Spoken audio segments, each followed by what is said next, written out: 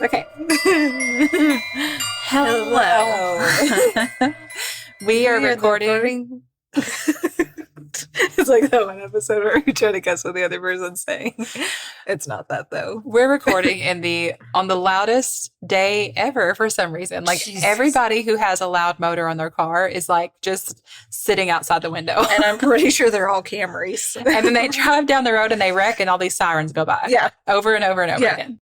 Anyway, hey, this is the Witch's Magic Murder Mystery Podcast. I'm Kara. I'm Megan. Hello. I am reading your ghost stories to you today. I love these so I do much. too, and it's been a few weeks since we've done any. It's so much fun. I thought this would be a good time to tell some of those. Tell you your own story. And the world. And the world. And the world now knows. All right. Do we have anything else that we need to say up front? I don't think so. No? Okay. No. I'm just going to jump in then. Yep. Hi there. I'm LJ. Here's the great thing about LJ. She wrote us a second follow-up email that describes how to pronounce all of the words. Amazing. Are we going to pay attention to that or are we going to guess? I'm going to try. First? Okay. I'm going to try. Okay. Okay. Hi there. I'm LJ from Ayrshire. I think that's right. Mm-hmm. The place y'all can't pronounce, but I know that isn't you making fun of farmers. Oh, I love it. Scotland. Near the place you did an episode on a witch from, and I think that was Bessie Dunlop. I'm going to say Ayrshire. Ayrshire. Okay. Yeah, no, Probably with the Scottish accent. Yeah. Mm-hmm. I work in a special education center with some disadvantaged and some disabled children. The other day, 2 of my workmates and I were talking about what made us believe in the magic-y side of life. Oh, fun. The Shire is already pretty witchy and full of stories and legends, but here are 3 small stories that have a bit of ghost activity. My family heritage is Scottish, and I keep wanting to take the time to really delve into like Scottish witchcraft and things like that, and I just never have. So, you know what?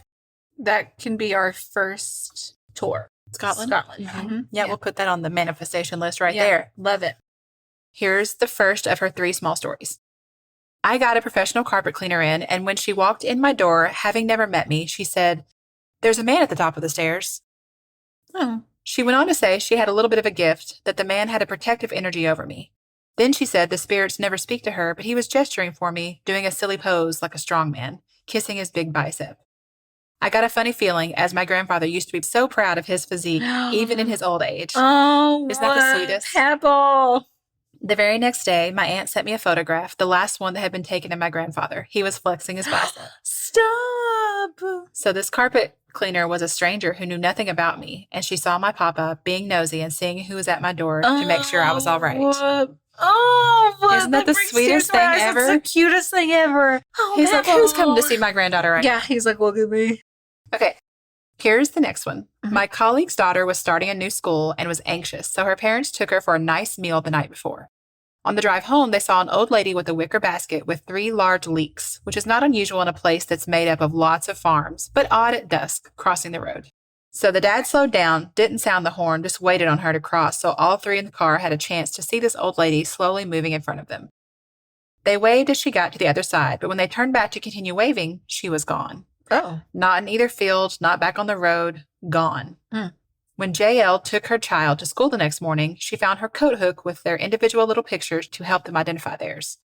Her picture was a wicker basket with 3 big leeks. We think perhaps she just wanted to see if the people in the car were friendly and would wait without irritation. Or maybe it's the spirit of someone who has hit and run. The place is called Mossblown, and there was a hit and run on an elderly woman there several years ago. That is wild. What? So the picture for her daughter's like hook where she hangs her things is a basket with 3 leeks in it. Mm-hmm. Mm-hmm. Wow. Okay, here's the last one. The next one breaks my heart. Be ready to cry. Okay, great. Be ready. Are you ready? Lovely. Okay. My final colleague says this not only made her believe in spirits, but also made her get into this line of work. When JP was little, she had an imaginary friend. It was a little girl of a similar age, but a little older, and she would talk to JP. After a few months, the talks got darker. JP's mom was scared. Her little girl was saying disturbing things, so she asked to have a sit-down chat with her daughter and the imaginary friend. Her daughter told her, as a sort of interpreter for her friend, the little girl's name, age, what street they lived on, and flat number, and how it used to be a convent before it was apartments. She also said she was neglected and abused. That the nuns who looked after her didn't feed her and would hit her, and that she thought she had died from malnutrition. So my friend was speaking for this little girl, saying things she couldn't possibly have heard. Her mother was shocked, but talked to the little girl as if she was there in person on that chair, telling her it wasn't her fault. She had been dealt a horrible hand. Oh, I am going to cry. Oh, the Oh my mom God. is being so sweet too. Okay. Yeah, and like how much that had to have meant to JP Yes. for your mom to believe what you're telling her. Yeah. And for it to be the most important thing to that mom right now, to be like to compassionate. confirm and yeah. Okay. Telling her it wasn't her fault. She had been dealt a horrible hand, but she hoped she could find peace. And she said the next day her imaginary friend was gone. Oh. I know. Oh. It's like this little girl just wanted to have her story told from her perspective just once and really be listened to. And she was, and somebody loved and cared for her for that brief moment, and she felt at peace with it. Because maybe nobody had ever loved her in life. Yeah, oh God. I have cold chills. That's why JP is working with social services now to stop anything happening like that again and to make sure lots of children live the life that poor little girl never got Good to. job, JP. Oh, man. Yeah. Oh, LJ, these are great stories. Yeah. Okay, so then she sent a follow-up email where she told us how to pronounce some things. And she said, I forgot to say I adore you both. I only started listening 3 months ago, and I'm on episode 126. I have chronic pain, and you guys distract me even on the worst days. I'm so happy. I love that. I love it when people tell us stuff like that. Yeah, we love hanging out with you. Also, my absolutely awesome 17-year-old trans teen boy is also obsessed with you guys, as I've been listening so often, and he's a self-proclaimed witch. I love it. His chosen name is Dorian, if you guys want to know. How I wonder if my amazing. handsome boy is your youngest fan. He's definitely among the youngest. Yeah. At least that we know of. And I thought you would love that we are making a memorial statue to all the witches maimed and killed in Ayrshire. Ayrshire. People are still talking. Did that sound right? Let me know. Just say it like you're a little drunk. Ayrshire. People are still talking about these ladies. They are remembered and honored now despite being persecuted in their own time period. I love it. Thank you, LJ, so much for sending that in. Yeah, and thanks for raising such a badass Dorian. Perfect. Yeah. Okay, here's another one. This one is from Tiffany. Hello. Hello. I have a ghost story to share. Okay. This happened when my oldest kids were 2 and 4. I had taken them to a local park that had a few. Of course it did. I know. Kids at that age, you just never know. At the local park, they had a few historical houses and barns that you could go in and explore. Ooh. We were alone there, didn't see anyone else. So the kids are playing in the loft area of one of the barns. Oh my God. I played in the loft of my barn so much. I lived in the loft. It was like my clubhouse. Pretty much. Yeah. I'm standing just outside on the landing of the stairs that go up the outside of the building, looking in and taking pictures. Suddenly I hear someone behind me. I apologize for blocking their way. I didn't notice them coming up. But when I turn, there's no one there. Oh. And I think, that's strange. Must just be hearing things. But my 4-year-old keeps casually looking over towards me, a little curious. And a few minutes later asked, where'd the man go? I asked him, what man? He said, the man that was talking to you. I got chills. Oh my God. I said, oh no, I thought I heard someone, but there wasn't anyone there. And he goes, there was a man, he was talking to you, and then he was gone. She didn't respond, so he walked away. But he's 4. He seems curious, not at all scared. But he's willing to let it go that Mom clearly doesn't know what she's talking about. Okay, Mom, you crazy. Sure. There was a guy there, though. When it's time to go, the kids and I head down the stairs, and there are loud, obvious, heavy footsteps behind us. I send the kids down first so I can hear better. No footsteps. When I come down on my own, there they were again. Heavy, like a big person wearing boots. None of this felt scary or threatening at all. Again, my son just seemed curious, and I didn't feel anything negative either. It was just these sounds and this feeling that there just happened to be someone there. Oh. What if it was just like the person that lived on that farm and they had grandkids and they were just like watching over them? That just made them happy. Yeah. So it probably was just like asking questions like, how old are they? What's their names? Yeah. Oh, you don't want to talk You're to not me? listening to me? Okay, Fine, sounds fine. good. Okay. I'll go on this way. Okay. Hey, ladies, story time. Perfect. This is from Victoria.